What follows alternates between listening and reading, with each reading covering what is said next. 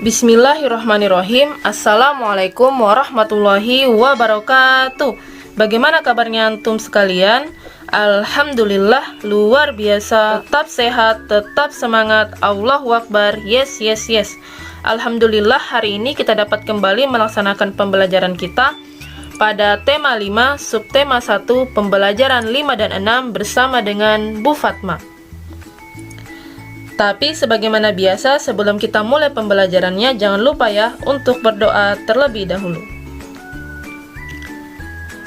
Baik, ananda-anandaku sekalian, coba perhatikan ketiga gambar hewan tersebut. Ketiga hewan tersebut merupakan hewan muda yang baru saja dilahirkan dan menetas. Setiap hewan memiliki cara tersendiri dalam proses perkembangbiakannya. Hewan tersebut mengalami proses pertumbuhan dan perkembangan yang berbeda satu sama lain.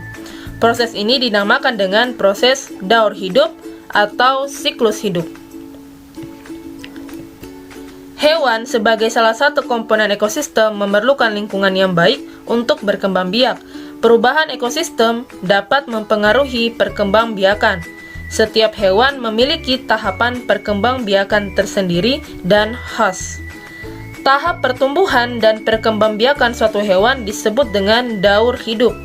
Di dalam daur hidupnya ada hewan yang tidak mengalami perubahan bentuk dan ada hewan yang mengalami perubahan bentuk. Adapun hewan yang mengalami perubahan bentuk pada pertumbuhan dan perkembangannya maka disebut dengan mengalami metamorfosis. Berdasarkan perubahan bentuknya, metamorfosis dibagi menjadi dua, yaitu metamorfosis sempurna dan metamorfosis tidak sempurna.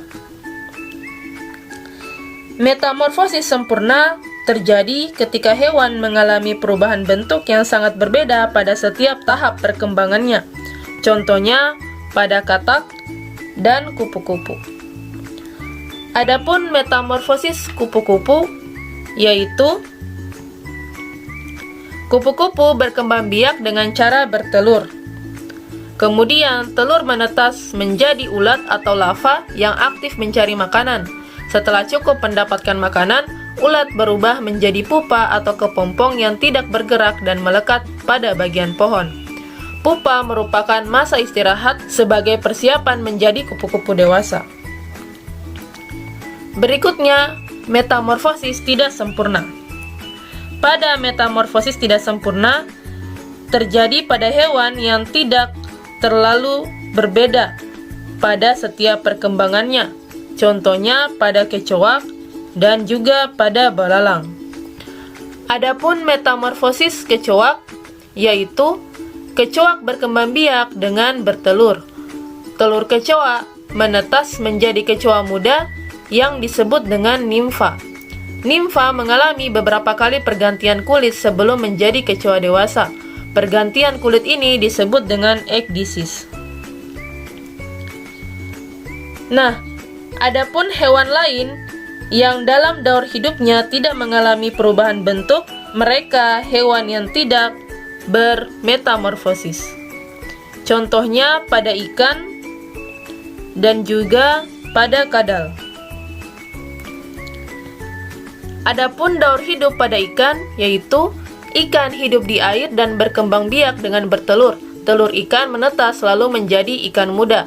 Kemudian ikan muda menjadi ikan dewasa dan bentuk ikan muda dan ikan dewasa tidak mengalami banyak perubahan. Berikutnya, daur hidup pada kadal. Setelah bertelur, telur kadal menetas, kemudian menjadi kadal muda. Seiring dengan waktu, kadal muda tumbuh dan berkembang menjadi kadal dewasa yang siap bertelur kembali setelah melakukan perkawinan dengan kadal dewasa lainnya.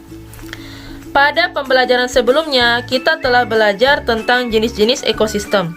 Nah, sekarang coba antum amati kedua gambar berikut ini. Pada gambar di sebelah kiri memiliki komponen biotik meliputi kerbau, burung, bebek, katak, tupai, kura-kura, ikan, dan capung.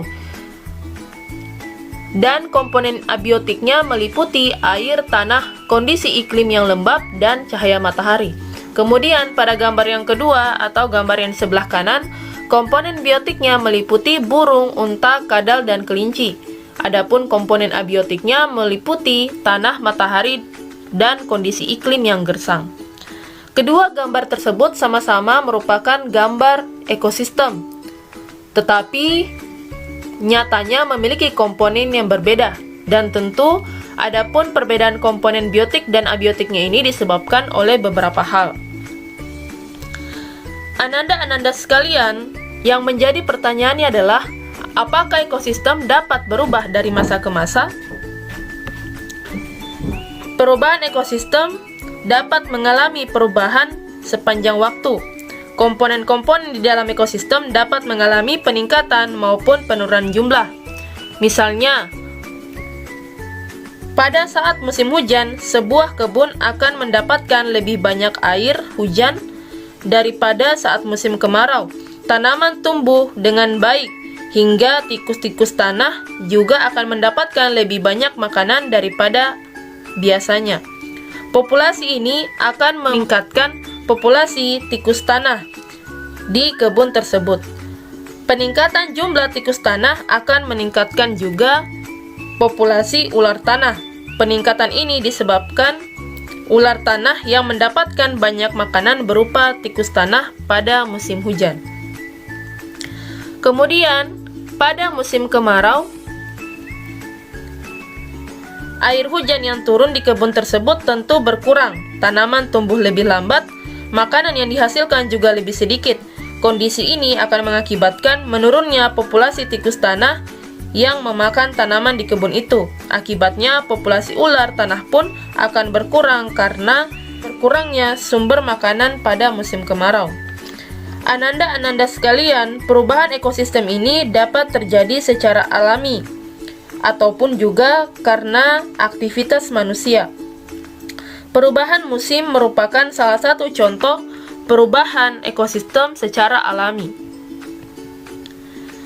Selain perubahan musim, hal yang termasuk dalam faktor perubahan alami adalah bencana alam berupa gunung meletus, gempa bumi, tanah longsor, kebakaran hutan akibat kemarau panjang, tsunami, dan banjir. Nah, adapun pada perubahan ekosistem buatan, maka hal ini dapat disebabkan oleh kegiatan manusia dalam memenuhi kebutuhan hidupnya. Misalnya, pada saat pembukaan lahan hutan untuk dijadikan sawah ataupun perkebunan. Dan tentunya hal ini dapat mengubah ekosistem hutan. Ataupun juga pada kegiatan manusia dalam melakukan pencemaran lingkungan.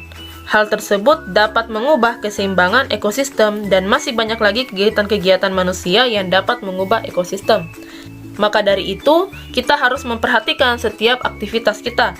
Jangan sampai aktivitas kita ini dapat mengganggu ekosistem. Manfaatkanlah alam ini dengan cara yang baik sesuai dengan perintah Allah, dan jangan kita melanggar apa-apa yang menjadi larangan dari Allah Subhanahu wa Ta'ala. Karena bisa menimbulkan dampak yang negatif tentunya pada diri manusia. Sebagaimana di salah satu firman Allah di surat Ar-Rum ayat 41, Allah Subhanahu wa Ta'ala berfirman yang artinya, telah nampak kerusakan di darat dan di laut disebabkan karena perbuatan tangan manusia, supaya Allah merasakan kepada mereka sebagian dari akibat perbuatan mereka agar mereka kembali ke jalan yang benar. Baik, demikianlah untuk pembahasan hari ini pada tema 5, subtema 1, pembelajaran 5 dan 6. Semoga video pembelajaran hari ini bisa menambah ilmu dan pengetahuan bagi antum. Dan silahkan antum menuliskan hal-hal penting atau hal-hal pokok yang antum dapatkan pada video pembelajaran hari ini. Boleh pada kolom komentar ataupun antum kirimkan secara pribadi kepada Bu Fatma. Dan sampai jumpa pada video pembelajaran berikutnya. Tetap semangat belajar, tetap jaga kesehatan agar kita dapat terhindar dari segala macam penyakit, salah satunya dari COVID-19. Insan Tama, sekolah para juara. Allahu Akbar. Jazakumullah khairan kasiron atas perhatiannya, dan Bu Fatma tutup dengan ucapan wassalamualaikum warahmatullahi wabarakatuh.